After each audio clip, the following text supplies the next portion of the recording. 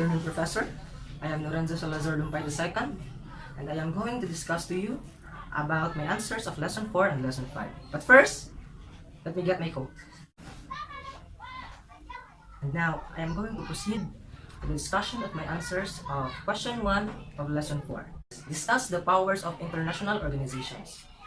International organization is the international governmental organizations or groups that are primarily made up of member states. According to Michael Burnett and Martha Finmore, there are three powers of international organization. First, the power of classification. It's the ability to classify objects, invent, and shift their very definition and identity. Second, the power to fix meaning. It is the power to create meaning that have effects on the various policies because international organization is a legitimate source of information. Lastly, the power to diffuse norms. It is the power of spreading and enforcing global values and norms. They desire to shape the state practices by establishing, articulating, and transmitting norms. Question number 2 of Lesson 4. Discuss and differentiate comprehensively the organs of the United Nations. The United Nations is an intergovernmental organization that created after World War II.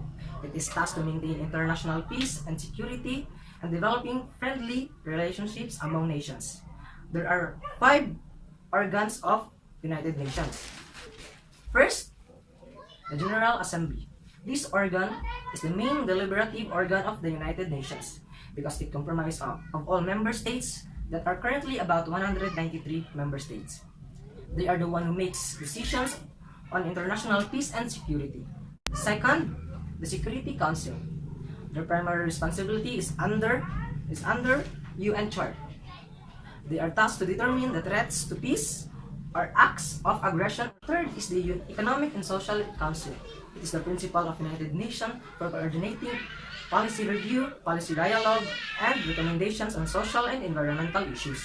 This council has a total of 54 members. Fourth, the International Court of Justice. This organ is the UN's judicial organ. It is tasked in settling legal disputes between nations. Lastly, the Secretariat. It is made up of tens of thousands international staff members working out in the UN headquarters. They are responsible in serving the other organs of the United Nations. So that's all in Lesson 4 discussions. Question number 1 in Lesson 5. Discuss and differentiate comprehensively state regionalism and non-state regionalism. There are 2 types of regionalism, the state regionalism and non-state regionalism. And now I am going to differentiate these 2.